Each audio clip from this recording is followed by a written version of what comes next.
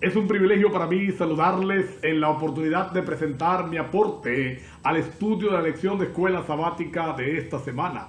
Agradezco a Dios por su compañía, su dirección, por su amor manifestado durante cada día de esta semana, su cuidado paternal para con cada uno de nosotros y la seguridad de que ese cuidado continuará cada día mientras Él regrese a esta tierra. Estamos estudiando este trimestre al profeta Isaías, conocido como el profeta evangélico, porque es él quien hace más alusiones al ministerio terrenal de Cristo Jesús. En Isaías vamos a encontrar su nacimiento, su vida de intercesión, su muerte en la cruz del Calvario, su resurrección, pero sobre todas las cosas vamos a encontrar también allí en Isaías el retorno por segunda vez de nuestro Salvador para buscarnos y llevarnos a estar con Él por toda la eternidad. Por eso estudiar Isaías es apasionante, por eso estudiar Isaías es fascinante, porque vamos a encontrar allí promesas para fortalecer nuestra fe, para crecer en el Señor y para que cada día nos sintamos más seguros de que el Señor cumple lo que Él ha prometido. Estamos llegando ya a la lección número 8 de este trimestre y la cual lleva el mismo título que lleva la lección general, Consolaos, pueblo mío. E inicia esta lección con una ilustración interesante. Nos va a hablar de Choichi Yokoi, un soldado japonés que en 1945, cuando estaba terminando la Segunda Guerra Mundial, decidió esconderse en las montañas, hacerse ermitaño para evitar participar de la guerra, pero para también evitar rendirse o entregarse al enemigo. Como buen soldado japonés, no estaba en sus planes ni rendirse ni entregarse. Lo cierto es que la guerra termina, él no dio crédito a esto, a pesar de que los aviones aliados hacían celebración de esto, había la noticia de que la guerra había terminado, él siempre creyó que era una trampa y durante 27 años, parece asombroso, durante 27 años este hombre se mantuvo escondido hasta que fue encontrado por unos cazadores y entonces entendió que era verdad que la guerra había terminado. En 1972, 27 años después, se reintegró a la vida. Isaías 40, versículos 1 y 2 también nos hablan de noticias benefactoras. También nos habla de buenas noticias, el consuelo del Señor, el consuelo de nuestro Dios, el consuelo de nuestro Salvador. El problema es que muchos de nosotros no hemos entendido ni aceptado, al igual que el soldado japonés, la verdad de que Dios trae paz a nuestro corazón.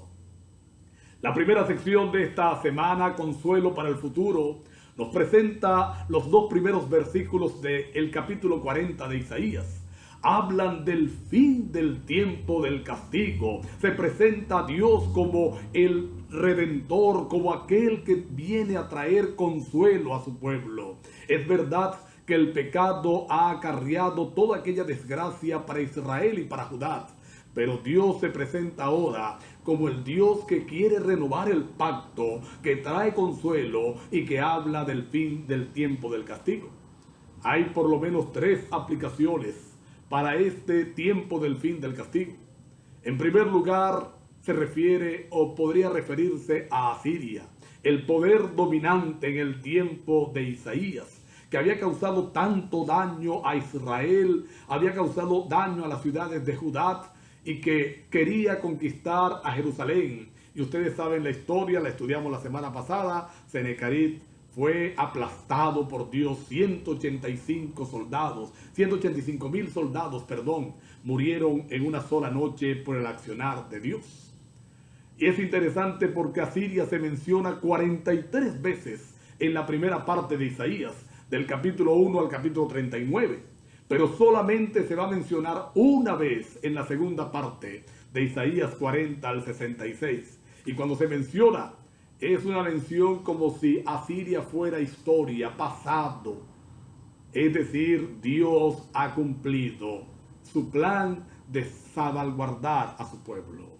Una segunda aplicación puede referirse a las naciones circunvecinas de Israel y de Judá, que también hicieron oprobio al pueblo de Dios, que también le causaron daño, que también aprovecharon de la circunstancia para abusar del pueblo de Dios. Dios les recrimina y a través del profeta muestra que ellas también llegarán a su fin.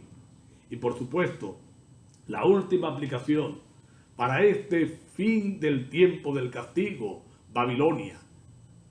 El profeta se adelanta 150 años, por lo menos siglo y medio, para hablar de que Babilonia, que aún estaba creciendo en el tiempo de Isaías, llegaría a su fin y que el pueblo de Dios sería liberado de aquel cautiverio. Así que aquí vamos a encontrar en esta primera sección que el capítulo 39 sirve como de transición para lo que ahora Isaías va a presentar. Los primeros 39 capítulos, Dios habla de la liberación de Israel, de Asiria y de Babilonia, y luego del 40 al 66, la verdad del Señor como el Dios amante y restaurador. Pudiéramos aplicar este fin del castigo también al fin del sufrimiento humano. Cuando Cristo venga por segunda vez, Él traerá el consuelo eterno. Él traerá la redención para siempre a sus hijos amados. Y todo aquello que nos perturba, todo aquello que nos causa sufrimiento, habrá llegado a su fin. Una segunda sección en esta semana: presencia, palabra y obras viales. El consuelo que el Señor estaba prometiendo vendría a través de dos cosas, vendría a través de dos elementos. La presencia de Dios, representada por su gloria según los primeros 8 versículos del capítulo 40. Dios vendría a su pueblo a hacerse parte de él, a morar con él. Era el plan de Dios que Israel y Judá se arrepintieran y volvieran de corazón a Él, para Él ser su Dios. Y el segundo elemento, su palabra, que según describe Isaías en el verso número 8, es eterna. Puede secarse la flor, se seca la hierba, todo pasa, todo es finito. Aún nosotros somos finitos, pero la palabra de Dios permanece para siempre. La palabra de Dios es eterna, permanece para siempre. Por eso, a través de esos dos elementos, el Señor iba a regresar a su pueblo. El estudio de la palabra de Dios trae consuelo, trae esperanza. Por eso el apóstol Pablo escribió siglos después: todo lo que se escribió antes para nuestro beneficio fue escrito, porque la palabra de Dios trae esperanza, trae consuelo, trae verdadera felicidad. Y al estudiar la palabra, la presencia de Dios se hace real en nuestras vidas. Por eso, para llegarnos al Señor, debemos estudiar su palabra con corazón, con ahínco, porque ese estudio va a traernos la presencia de Dios. Ahora se necesitaba una preparación vial, según describe la profecía, para hacer el trabajo mejor. Allí, esta profecía la vamos a aplicar a Juan el Bautista. Él cumple este rol. Según él mismo describe la función de su trabajo, él fue llamado por Dios para allanar los caminos, para preparar el camino para la venida de Cristo Jesús en su primera vez, para la venida de Cristo Jesús en su primera aparición. Cuando él predicaba, él llamaba a la gente a reconocer la necesidad de un Salvador, pero tenía el cuidado de decirles que él no era el Mesías. Viene tras mí, decía él, alguien del que no soy digno de desatar ni siquiera la correa de su calzado.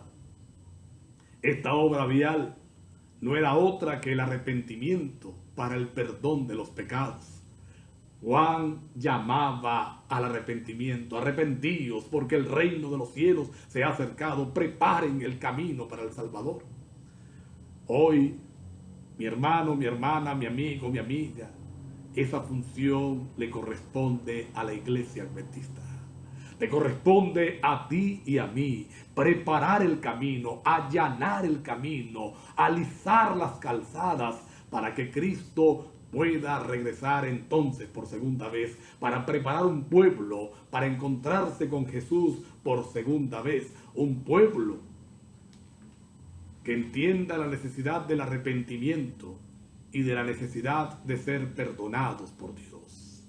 Una tercera sección en esta semana, el nacimiento de la evangelización. Los versículos 9 al 11 del capítulo 40 están en un contexto inmediato de lo que Dios iba a hacer, anunciando la gran verdad. Se presenta como una anunciadora que le dice a Sión que ha llegado la restauración, que ha llegado el momento del perdón, que ha llegado el momento de la rectificación y que Dios traerá nuevamente a su pueblo, a su corazón. Ese es el contexto inmediato, pero hay un contexto más amplio y pudiéramos aplicarlo a Ana la profetisa.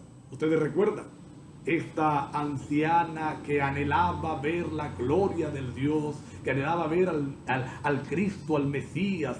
Y según el verso número 38 del capítulo 2 del Evangelio según San Lucas, ella fue la anunciadora de buenas nuevas. Ella se convierte en ese germen, en el inicio de la evangelización, porque dice el verso 38 que ella contemplaba al niño, se gozaba en contemplarlo y le hablaba a otros de ese niño. ¿A quienes le hablaba? Según el verso 38, a los que anhelaban también la redención, a los que anhelaban la salvación. María Magdalena es otro ejemplo de esta anunciadora. Ustedes recordarán, según San Juan capítulo 20, versos 17 y 18, que el Señor Jesús, después que resucita, se le aparece y le dice a María Magdalena: no me toques, no he subido al Padre, pero tengo una misión para ti, tengo un trabajo para ti. Ve y anuncia que he resucitado, ve a los míos y diles que vivo, que no me retuvo la muerte, que he cumplido el cometido de morir por la humanidad para traerle salvación. Aquí encontramos el nacimiento de la evangelización. Y hermanos queridos, estas dos mismas cosas tenemos nosotros que predicar a un Cristo que vino a esta tierra para ocupar el lugar del pecador, como lo hizo Ana la profetisa, hablarle a aquellos que tienen necesidad de salvación. Pero como María Magdalena, anunciar que murió pero ha resucitado y está listo para regresar por segunda vez por cada uno de nosotros. Está listo para venir a encontrarse con nosotros. Una próxima sección de esta lección de esta semana va a mostrarnos a un Creador misericordioso, a un Dios todopoderoso, pero que es todo misericordia.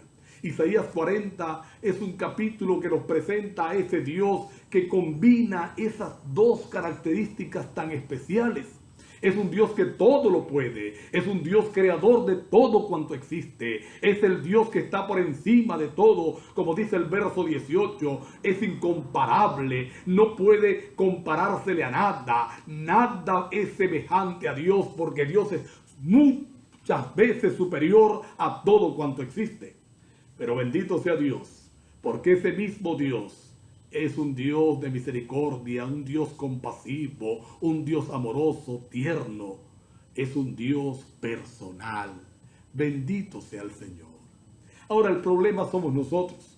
Según el verso 27 del capítulo 40, nosotros somos los que nos desviamos, nosotros somos los que no lo aceptamos ni le recibimos. Pero esta mañana, en esta oportunidad, al estudiar esta lección, tenemos el privilegio de reconocer a ese Dios todopoderoso, pero que nos ama de forma infinita. ¿Y qué seguridad nos da eso? Un Dios que nos ama en forma infinita, un Dios que está dispuesto a hacer todo por nosotros, pero que aún mejor, que puede hacer todo lo que Él quiere. Bendito sea el Señor.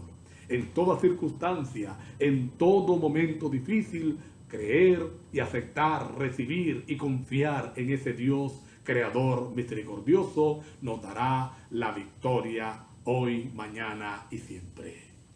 Termina esta lección mostrándonos el problema, el dilema. Ya hemos visto que Dios es todopoderoso, que nos ama, que quiere darnos consuelo, que quiere traernos de vuelta al redil para fortalecer nuestra fe, para acompañarnos, para darnos la victoria, para otorgarnos la vida eterna. Pero tenemos un problema.